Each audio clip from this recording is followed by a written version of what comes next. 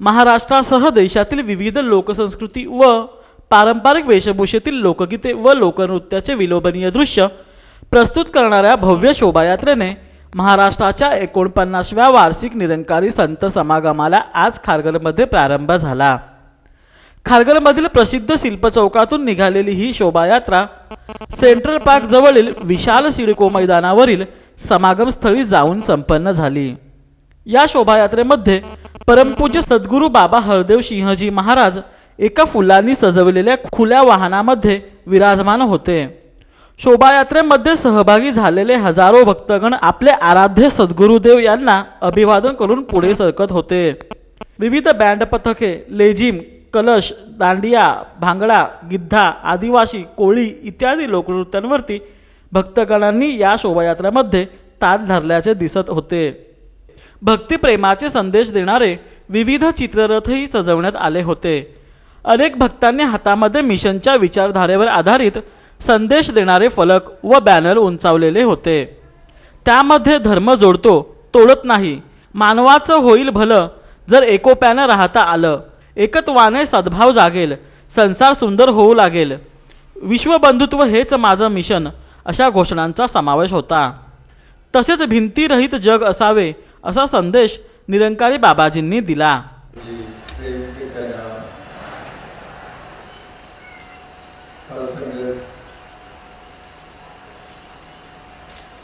आज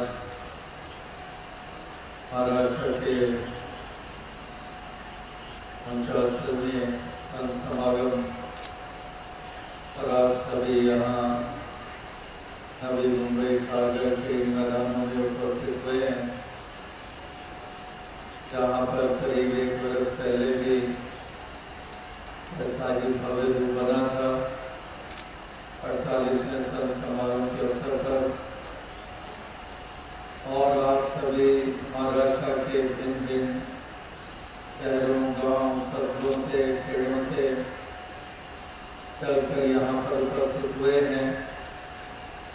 एक मानवता, इंसानियत का पैगाम लिए हुए संसार में जो आज इंसान और इंसान के दरमियान दूरियां हो चुकी हैं, इन दूरियों को समाप्त करके भाईचारे की भावना को मजबूत करने के लिए, अमन शांति के साथ इस जीवन के सफर को तय करने के लिए आप सभी संसार को ये योगदान दे रहे हैं। और सभी महात्माओं, वलियों, गुरु के पैगंबरों ने युगों युगों से यही पाठ इंसान को पढ़ाया था, ताकि इंसान इस धरती पे इंसान बन के जिए, इंसानी चाल चलते हुए एक हैवानी फितरत, शैतानी फितरत जब भी हावी हुई है, तब ही सारी मानव जाति का नुकसान हुआ है, तब ही धरती का नुकसान हुआ है। इसीलिए इंसानियत वाली भावनाएं मजबूत रहें, इंसानियत जिंदा रहे, इसीलिए आप वही पाठ महापुरुषों, संतों, वलियों, गुरु के पैगंबरों का वो अपनाते भी हैं और दोहराते भी हैं और उसी पे आधारित पैगाम दिए जाते हैं। तो ये संसार को इसकी ज़रूरत है।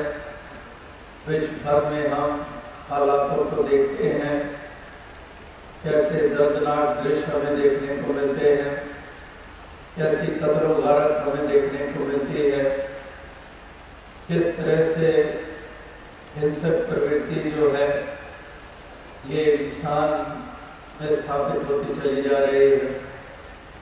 तो ये हिंसा वाला वातावरण ये सब के लिए नुकसान का कारण है।